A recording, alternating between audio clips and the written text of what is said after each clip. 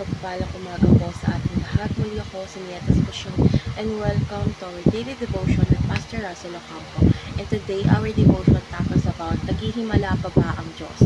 So our concept is all about cessationism or cessationist. So ito ay paniniwalang tinigil na ang ilang mga espiritual na kaloob tulad ng himala, propesiya at pagsasalita sa ibang wika matapos ang panahon ng mga apostol at matapos mabuo ang kasulatan.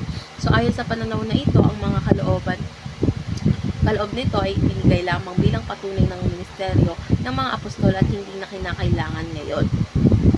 So our Bible reading is all about 1 Corinthians chapter 12 verse 7 to 11. So sa bawat isa ay binibigay ang paghahayag ng Espiritu para sa ikahabuti ng lahat. So sa isa ay ibinibigay sa pamamagitan ng Espiritu ang salita ng karunungan, sa iba ay ang salita ang kaalaman ayon sa gayon ding Espiritu. So sa iba namang pananampalataya sa pamamagitan ng gayon ding Espiritu, sa iba ay mga kaloob ng pagpapagaling sa pamamagitan ng isang Espiritu. Sa iba ay paggawa ng mga himala, sa iba ay propesiya, sa iba pagkilala sa mga Espiritu. Sa iba iba't ibang wika, sa iba ay pagpapaliwanag ng mga wika. Ngunit ang lahat ng ito ay ginawa ng isang Espiritu at isang namamahagi sa bawat isa ayon sa kanyang kalooban.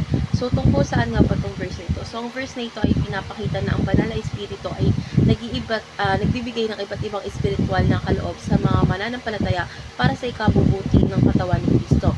Kabilang na dito ang mga himala, pagpapagaling, propesiya at pagsasalita ng wika.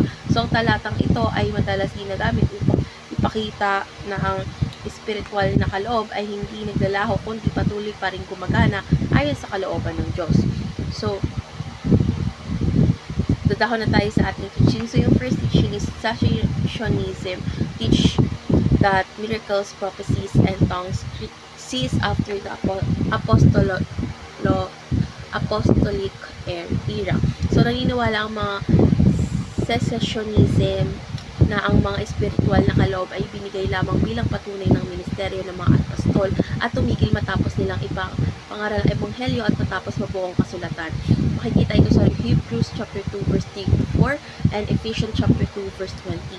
So ayon sa kanila, wala nang bagong revelasyon mula sa Diyos dahil ang Biblia ay kompleto na. Makikita ito sa Revelation chapter 22 verse 18 and 19. So pinaniniwala nila na kahit may mga himala pa rin ngayon, hindi na ito kasing halaga tulad ng sa panahon ng mga apostol. Second is cessationism help balance extreme practices. So sa kasaysayan ng iglesia, maraming peking himala, maling propesiya at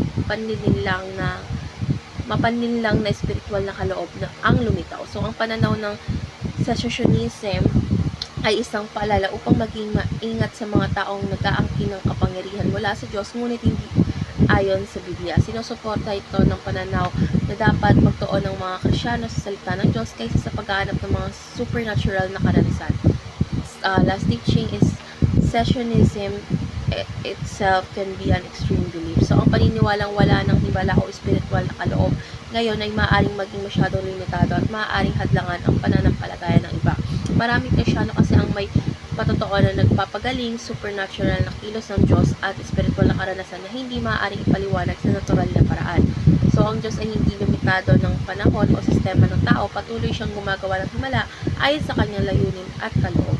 So ngayon dadako na tayo sa ating application. So yung first application is do not put God inside the box.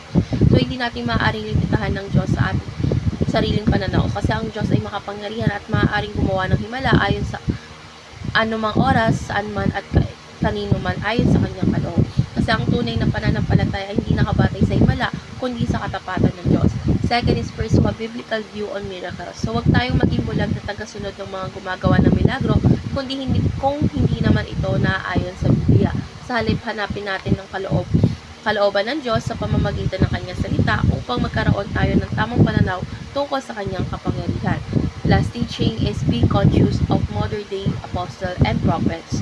So maaari ang mga nag-aangkin na sila ay may special na kapangyarihan mula sa Diyos ngunit hindi ito nasusukat sa salita ng Diyos. Surihin ang kanilang tinuturo at tiyakin kung ito ay naayon sa Biblia Biblia. Makikita ito sa 1 John chapter 4 verse 1. Dapat nating iwasan ng pagiging masyadong mapaniwala sa mga himala na walang matibay na spiritual na pundasyon. So ngayon nagdako na tayo sa ating last part, which is our discussion.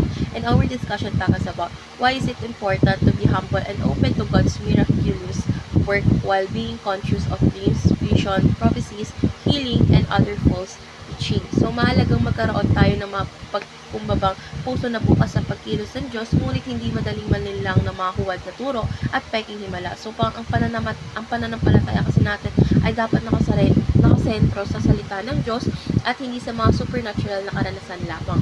So ang pagiging bukas sa himala ng Diyos ay nagpapakita ng ating tiwala sa kanyang kapangyarihan, ngunit ang pagiging ingat sa mga maling aral ay nagpapakita ng ating karunungan at katapatan sa katotohanan. Sa uli, ang tunay na himala ay ang pagbabago ng puso ng isang tao sa pamamagitan ng Ebanghelyo ni Kristo.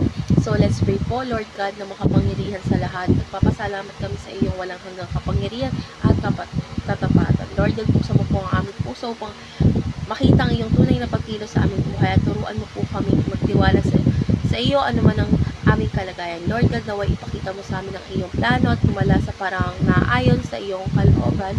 Sa pangalan ni Jesus, Amen.